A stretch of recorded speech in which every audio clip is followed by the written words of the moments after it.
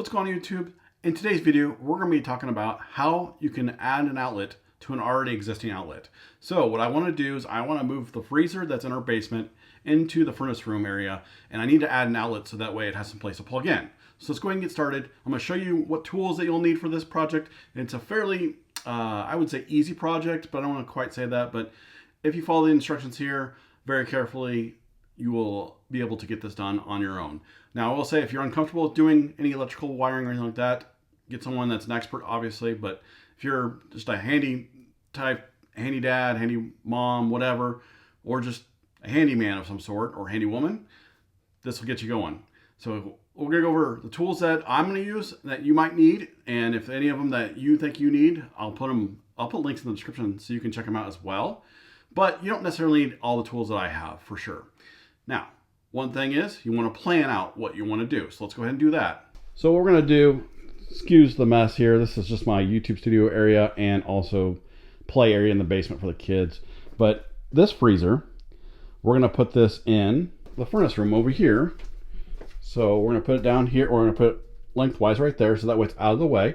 Might be a little echoey in here, but we need an outlet in here. So there is none inside here, but we do have an outlet right there, and this goes outside, or at least on the other side of the wall. So what we're going to need to do is I'm going to extend with electrical wire outside of this, attach it to this, and put an electrical box somewhere inside here so we can plug in the fridge or freezer. So here is where that electrical outlet is, and you will need to make sure if you're going to do it on the inside or on the other side of the wall, you're going to need to make sure you find an outlet on the other side of the wall where you can actually access. So I had to move some toys to get access to that. So what we'll do is we want to make sure we turn off the power to the outlet so that way it's safe. But when we get to that point, we'll take the cover off and we'll take the outlet, we'll unscrew the outlet and pull it out. Now this method will only work, or at least the method I'm going to show you will only work if one wall is finished and the other wall is not.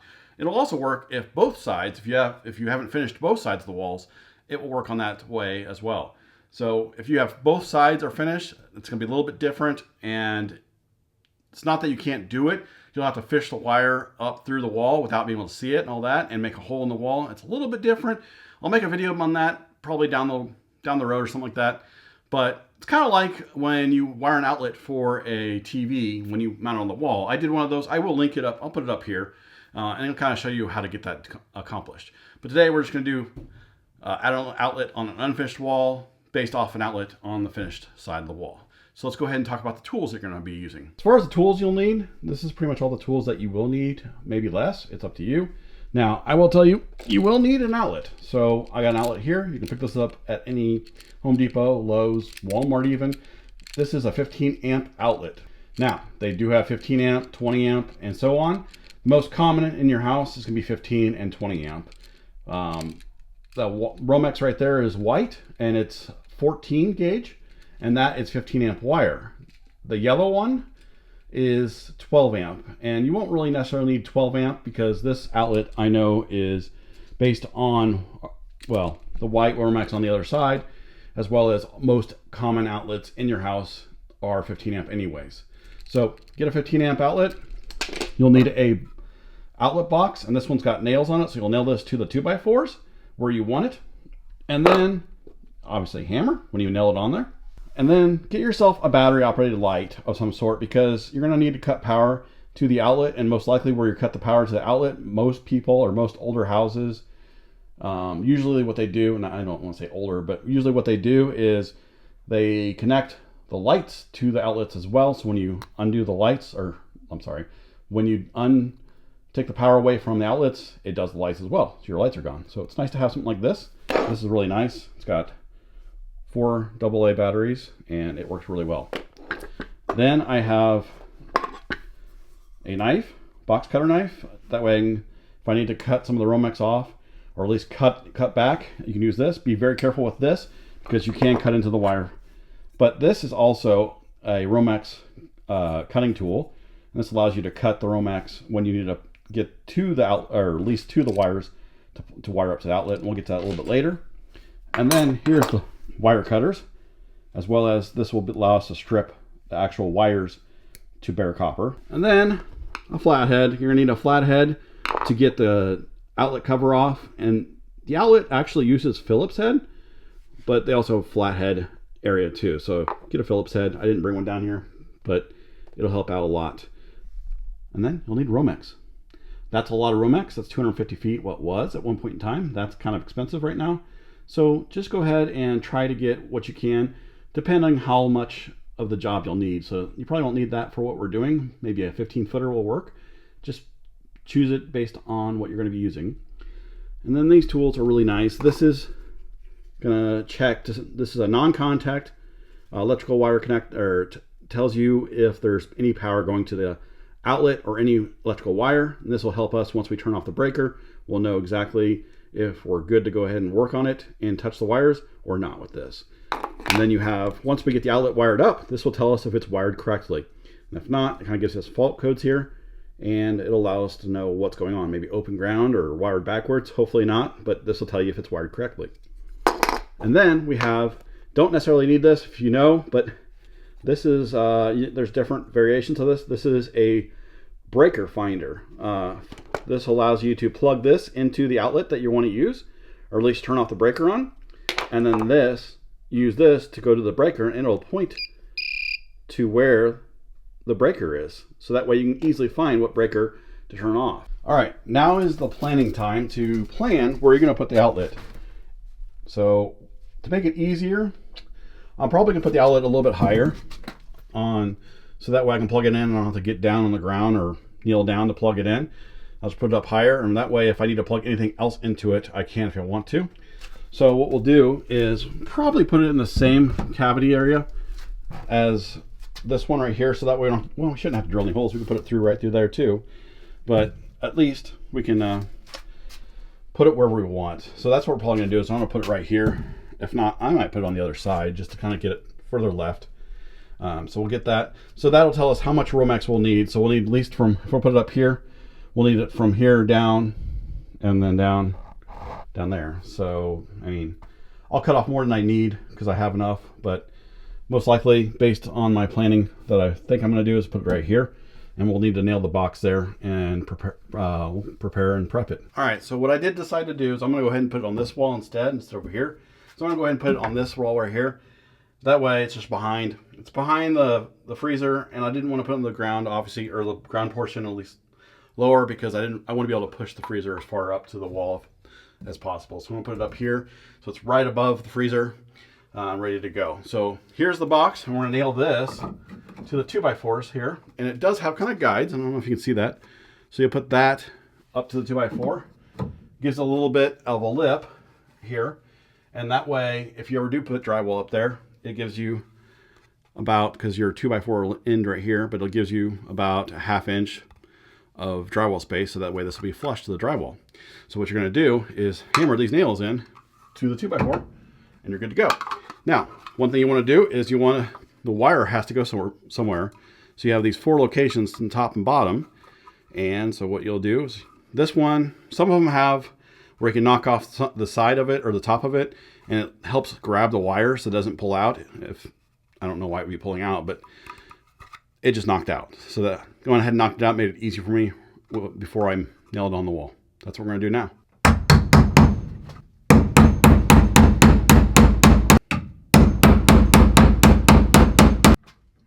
So there it is, and we're moving grooving. Now the next thing is we're gonna go ahead and find the power and turn off the power, and then we're gonna go ahead and start wiring up, or at least wiring it from the outlet down here. You can even start here if you want to, and wire up the outlet here, get this done, and then make your way down to where the power is gonna come from. So now we're gonna go ahead and plug this into the outlet that we're gonna use. The light turns on right there, and now we can take the breaker finder and go to the breaker and find out what outlet it is. All right, we're at the breaker here, and so now we're gonna be able to open it up. And so what this does, it takes time. You're gonna have to go down slowly, and then you might have to go twice, but there it goes. I already found it. There it is. There's the breaker. So I should be able to turn that off, and that light should turn off on the outlet. So here we are, the light turned off. And And then I can use this to make sure there's no power. There is no power. And the cool thing is, I noticed that this is loose, so I can go ahead and tighten that outlet up when I get it completed, or at least take it out and put it back in and fix that too. So now I gotta take this outlet out, not unwire it, but take it out of this area or the receptacle. Take the flathead screw out, get the cover off, and now we take the Phillips heads out, but we can go ahead, before you stick your hand in there, make sure we're still good on that. So go ahead and take Phillips head out. So now that you got it unscrewed, you can actually pull it out. I'd say pull it out as far as you can. All right, I went ahead and cut off what I need, so we're gonna go ahead and put this through here. And pull it through. Give it enough here. We'll pull the excess out. But we're gonna cut off just a little bit. Cut the wire. I know those were technical terms. So you're gonna go ahead and use the stripping tool and use it to strip. So as you can see here, we have 3 wires. You got the black, white, and ground, and that's what we need. So we'll pull this back a little bit further, but we'll need to strip to bare metal for a little bit here so we can wire it to the outlet. Ground is already stripped, or it's bare metal or bare copper. We'll need to get a little bit more on here so we can get the outlet on it. But we'll need to strip the copper or the sheathing here, protecting it off so that we can get some copper there. So now on your wire cutters, there's going to be, I don't know if you can see that, but there's numbers up here, and it'll tell you, it says solid wire strip. So this is solid wire. What we want to do is strip. So we want to find the 14 on here and put the wire through here where we need it. So we're gonna go about that far, so that way we can make a loop and hook it onto the screws here. And you might find you may need to go further, but we're gonna go find the 12, or not 12, 14, and we're gonna put it in an angle and splice down, and it should come right off. Now we have that. Now we can make the loop. It does have a loop hole on it, and you'll put that through, and then that way now you can rotate this and make the loop. When you're screws in, you want the loop to go the way, so you want to loop this way if you're screwing righty-tighty. So that way, when you're screwing it on, it tightens it. It doesn't allow it to come loose. On the outlet, they have screws that look like brass, and then screws that are silver.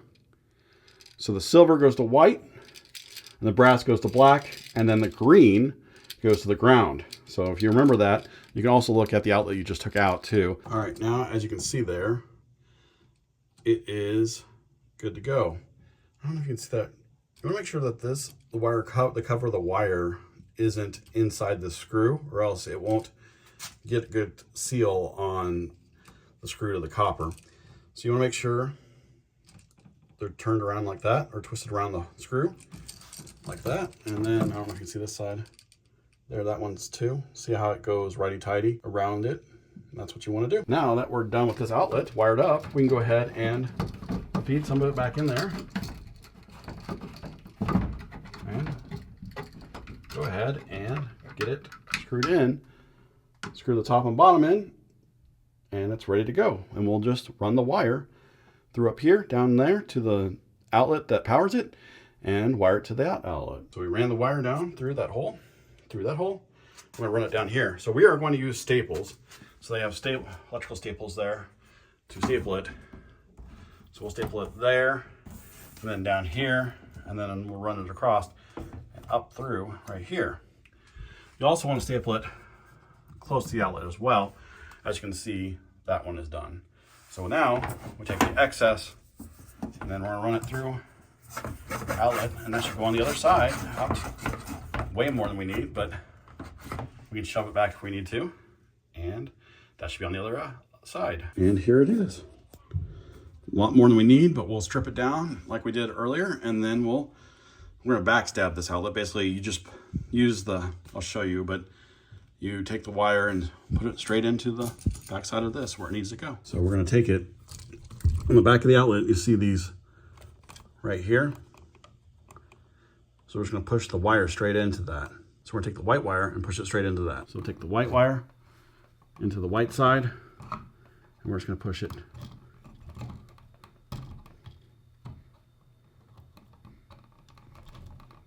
Push it in.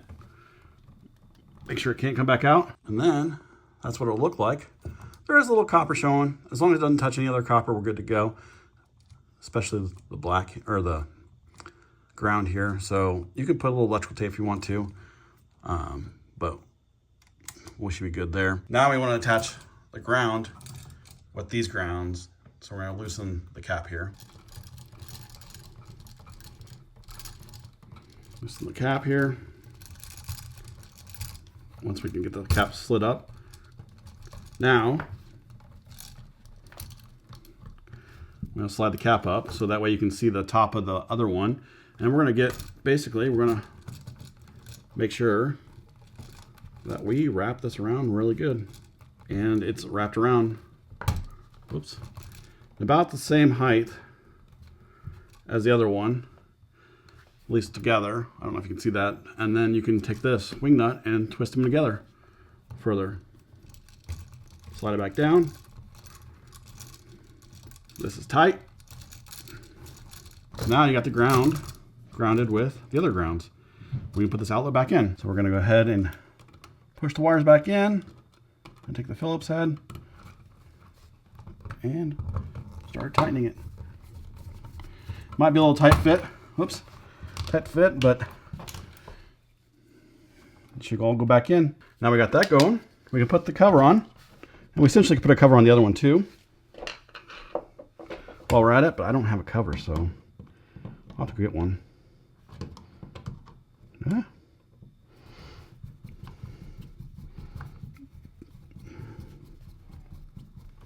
So now we can take this outlet tester and go turn on the breaker. And this should light up to be proper. It should be, it says, correct wiring. These two yellow lights should be on and not the red at all. So let's go turn the breaker on. So remember, this is the breaker that we turned off right here. So we're gonna go ahead and turn it on. So as you can see here, there we are. That means it is correct wiring. Well, this one should be correct wiring. The one we really want to test is the one that we actually added. So in here, we want to make sure that's correct wiring as well. So we're good there. So now I just need to get an outlet cover at the store and put on that. And I can bring in that freezer. So now all that's left is to move my freezer into my furnace room. Now I will say that there are some mathematics to do, or at least some calculations to do when it takes to how much power can one circuit breaker put out for 15 amp versus 20 amp and all that. For this, the reason why I didn't want to use the outlet for the furnace has an outlet out in here. I'm not going to use that because that freezer is going to take up a lot more amps as well. And if the furnace and the freezer turns on at the same time, that might cause disaster. We might flip our breaker quite a bit. So I didn't want to do that. I went ahead and just stole off of this outlet down here. We don't use the basement very often. And when we do, we don't really have anything plugged into the walls for this. I do have a vacuum plugged in, or at least a robot vacuum that gets charged. So that's not going to hurt it. So that's why I went ahead. I'm okay with adding this outlet. But if you have a lot plugged into your outlet, say you're going to use a hairdryer on it, another fridge, multiple freezers, all those outlets get used quite a bit for different things that take a lot of amperage, just be cautious because you may be overloading your circuit, and you don't want to do that. It's a fire safety for sure. So now I got to get my freezer and wheel worm it somehow, some way in here. And I want to say my weekend project is done, but we got a lot of stuff that we need to move around and clean up still. Spring cleaning, right? So if this video helped you out in any way, please leave me a like. If you have any questions or comments, go ahead and put in the comment section below. I'd love to hear from you, even though if you got something to say about what I did here, maybe you can help other people out. Maybe I missed something. I shouldn't have missed anything. I've done this multiple times. But if you have some tips, helpful tips, go ahead and put in the comment section below for other people to read and learn more about this too.